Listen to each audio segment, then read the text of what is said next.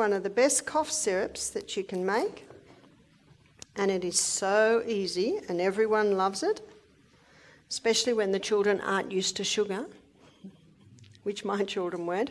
I've put a layer of chopped onion in a jar, and now I'm going to put approximately a teaspoon of honey.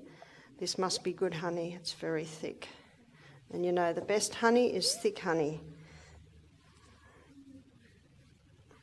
So that's about a teaspoon of honey.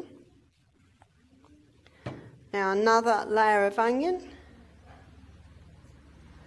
another teaspoon of honey,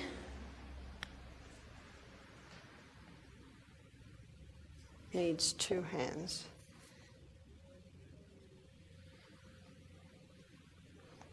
Now by the end of this evening,